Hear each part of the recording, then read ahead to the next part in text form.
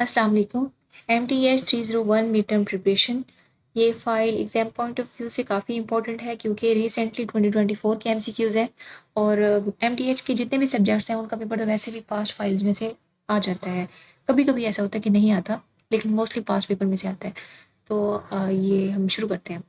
मैंने वैसे सभी MCQs को, क्योंकि कैलकुलेशन है ना, तो इसलिए जीपीटी और जेमिनी को यूज़ किया है। यहाँ पे इमेजेस अपलोड किए हैं क्योंकि इमेज फॉर्मेट में थी फाइल, और इनके सॉल्यूशंस निकाले हैं। अब हम अपनी प्रिपरेशन शुरू करते हैं। ये देखिए, फर्स्ट क्वेश्चन हमारे पास है, the number of under root 3 is. ये हमारे पास होता है इरेशनल। इसकी रीज़न ये है कि जो अंडर रूट 3 का मतलब है, इसको हम p/q फॉर्म में नहीं लिख सकते और q नॉट इक्वल टू 0 होता है, इस वजह से ये इरेशनल है। ठीक है, इसकी एग्जैक्ट आप मजीद स्टेटमेंट देख लें कि under root 3 can not be expressed as a simple fraction. जैसे p/q एक सिंपल फ्रैक्शन है हमारे पास, where the p and q are the integers and q not equal to 0। Next one देखते हैं। To express the location of any object on the earth, which coordinate system is used? अब देखिए, अर्थ की बात हो रही है। अर्थ बेसिकली स्फीयर इन शेप है, स्फेरिकल इन शेप है, तो इस वजह से जो डी ऑप्शन है ना वो ठीक है। स्फेरिकल कोऑर्डिनेट सिस्टम यहाँ पे वैलिड होगा। यहाँ पे पोलर कोऑर्डिनेट भी नहीं हो सकता, रेक्टेंगुलर भी नहीं हो सकता, सिलिंड्रिकल भी नहीं हो सकता, तो डी ऑप्शन यहाँ पे ठीक है, जिसका मतलब है स्फेरिकल कोऑर्डिनेट सिस्टम। डिटेल देखना चाहे तो आप देख लीजिए वर्डिंग में। नेक्स्ट है, to determine a point on a real line how many axes are required? For example, one dimension की बात हो रही है, तो इसका करेक्ट आंसर हमारे पास 1 है। नेक्स्ट वन है, to determine a point in the plane in 2 dimension how many axes are required? अब 2 dimension है, यहाँ पे 2 axes required होंगे, एक x और एक y। अगर 3 dimension होगा तो फिर x y z होगा और उसका आंसर 3 होगा। नेक्स्ट देखिए, for the following functions to be the one-to-one, x cannot be what values? अब इसको थोड़ा समझने वाला है, यहाँ पे आपको थोड़ा सा ब्लर नजर आ रहा होगा, मैं आपको उधर जेमिनाई में दिखाती हूँ। ये देखो, ये है ना हमारे पास question, f of x is equal to 2 4 3 8। अब आप सबको वैसे पता भी होगा कि जो फर्स्ट वैल्यू होती है ना वो x की होती है और सेकंड वैल्यू जो होती है ना y की होती है। अब अगर यहाँ पे कहें कि x की वैल्यू कौन सी है, तो 2 3 4 और 5 x की वैल्यूज़ हैं। अब क्वेश्चन में पूछे कि कौन सी नहीं है, तो ये जो सेकेंड वाला 4 8 और ये 11, ये हमारे पास x की वैल्यूज़ नहीं हो सकती क्योंकि ये तो y की वैल्यूज़ हैं। इस वजह से हमारे पास ये ऑप्शन क्या है, करेक्ट है। 4 8 and 11 is a correct answer, B option ठीक है। नेक्स्ट है, if the F of X Y is equal to X square Y square, what is ब्लड लिखा हुआ है, मुझे नजर नहीं आ रहा। इसका आंसर है 2। इसकी कैलकुलेशन देखते हैं कैसे है। ये देखो, ये इस तरह से हमारे पास क्वेश्चन था। अब इसका जब हमने सोल्यूशन निकालना है, पहले करना है कि फर्स्ट पार्शियल डेरिवेटिव निकालना है विद रिस्पेक्ट टू वाई। तो हमारे पास जो इसका आंसर आएगा ना वो 2y होगा। जब हम सेकंड पार्शियल डेरिवेटिव निकालेंगे विद रिस्पेक्ट टू y, तो इसका आंसर भी हमारे पास 2 आएगा। तो करेक्ट आंसर हमारे पास क्या है, 2 है, इस वजह से। नेक्स्ट देखिए, if the F of X Y is equal to X की power 3 Y square plus 5, then the, ये जो सिंबल है ना इसको डेल भी बोलती हैं और करली, इसको बहुत सारे इसके नाम है, मैं अभी आपको बताती हूँ, लेकिन फिलहाल हम इस वीडियो में इसको डेल बोलेंगे। Del of F over del of G is equal to, इसका भी हमने सोल्यूशन निकालना है। फर्स्ट डेरिवेटिव निकालना है और फिर दूसरा पार्शियल डेरिवेटिव निकालना है, तो उसके बाद इसका, ये देखो, ये इसके नाम है, करली डी भी बोलते हैं इसको, पार्शियल डी भी बोलते हैं, हम इसको अभी डेल बोलेंगे। ये देखो, इसको 2 स्टेप में इसको क्वेश्चन को सॉल्व करना है। फर्स्ट स्टेप के अंदर डिफ्रेंशिएट करना है एक्स की power 3 Y square with respect to X. यहाँ पे जो वाई स्केयर है ना, इसके अंदर ये जो वाई स्केयर है ये कांस्टेंट रहेगा। अब सेकंड स्टेप के अंदर differentiate the constant term 5 with respect to X, तो यहाँ पे जो आंसर आएगा 0। अब दोनों के आंसर्स को जब हम ऐड करेंगे तो फाइनल आंसर हमारे पास आएगा 3x स्केयर और वाई स्केयर, इस वजह से डी ऑप्शन यहाँ पे ठीक है। नेक्स्ट है, how many directional derivatives can be found at any point on the surface z is equal to F of X Y. ये इन्फिनिटली मैनी इसका है। अब इसकी लॉजिकल रीज़न क्या है वो मैं आपको बताती हूँ कैसे है। ये देखो, at any point given point on the surface you can calculate the directional derivatives in any direction since there are infinitely many possible directions, मतलब बहुत सारी डायरेक्शंस बन सकती हैं, इस वजह से बहुत सारे डायरेक्शनल डेरिवेटिव्स बन सकते हैं, इन्फिनिटली बन सकते हैं, दोनों इन्फिनिटली होंगे, इस वजह से इन्फिनिटली मैनी जो है ना वो ठीक है। नेक्स्ट देखिए, value of the money is an example of quantity. ये अब देखो दो क्वांटिटीज होती है, स्केलर और वेक्टर। स्केलर जिसकी सिर्फ मैग्नीट्यूड होती है, और वेक्टर की मैग्नीट्यूड के साथ साथ उसकी डायरेक्शन भी होती है। अब मनी है ना, तो ये हमारे पास एक स्केलर क्वांटिटी है। नेक्स्ट देखिए, two vectors can not have the same magnitude. ये फॉल्स है, दो वेक्टर्स की सेम मैग्नीट्यूड पॉसिबल है, हो सकती है, तो ट्रू इसका ना। अगर ये स्टेटमेंट ट्रू है, इन्होंने ये फॉल्स बता दी है। नहीं, इसका जो आंसर आंसर है ना वो फॉल्स ही ठीक है। मैं आपको बता रही हूँ कि two vectors have the same magnitudes, अगर कैन नॉट आएगा तो यहाँ पे फॉल्स कर देंगे।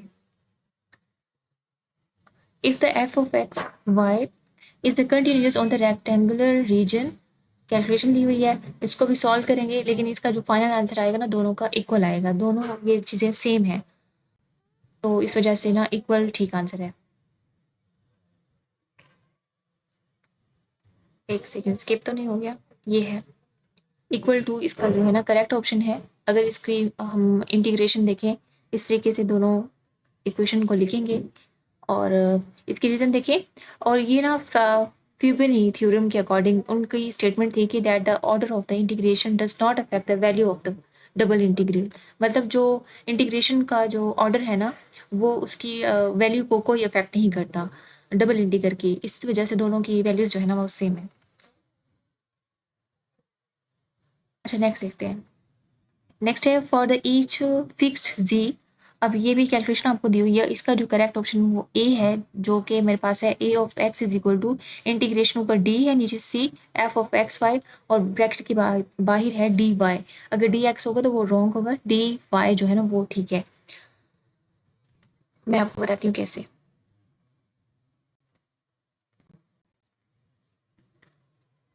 नेक्स्ट सेकेंड,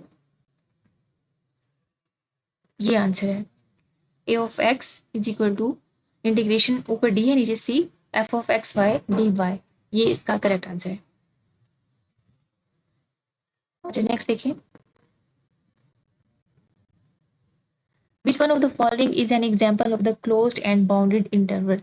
क्लोज्ड के लिए 0 और बाउंडेड के लिए 1, तो 0 1 जो है ना ये इसका ठीक आंसर है। स्क्वायर ब्रैकेट्स के अंदर, ये भी याद रखना है, करली ब्रैकेट्स और स्मॉल ब्रैकेट्स नहीं है, ये स्क्वायर ब्रैकेट्स हैं, 0 और 1 वैल्यू है यहाँ पे।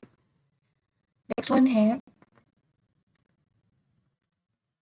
Second, if a function has a critical point at the x is equal to a, which of the following statement must be true। तो ये f of a is equal to 0, ये हमारे पास जो होगी ना स्टेटमेंट डी, वो f prime है, f prime into a is equal to 0, ये आपके पास करेक्ट ऑप्शन है। नेक्स्ट वन है, इसकी भी कैलकुलेशन है, और इसकी कैलकुलेशन मैंने जीपीटी से करवाई है, क्योंकि जेमिनाई में इमेज का जो टेक्स्ट है ना वो उसको नज़र नहीं आ रहा था। तो अभी मैं इसकी कैलकुलेशन आपको दिखाती हूँ कैसे इसको सॉल्व करना है। ये क्वेश्चन था, इंटीग्रेशन दी हुई है। फर्स्ट स्टेप में आपने इंटीग्रेट करना है inner integral first with respect to X, और जब इसका आंसर आएगा 40, फिर करना है integrate the outer integral with respect to Y, और इसका आंसर आएगा 80। तो जब हम फाइनल हमने निकालना है इसका एरिया, विड्थ, हाइट और कांस्टेंट, इन सबको मल्टीप्लाई करवाएंगे तो फाइनल आंसर हमारे पास आएगा 80। ठीक है, ये इसकी सिंपल से कैलकुलेशन है। नेक्स्ट है, यहाँ पे एक क्वेश्चन दिया हुआ है, एक मिनट, एक सेकेंड, ये है second square X of D X is equal to, ये 10x प्लस सी की इक्वल होता है। इसका भी आप देखें सोल्यूशन कैसे है। एक मिनट, ये पेज में किल कर देती हूँ, अब इसका काम नहीं है।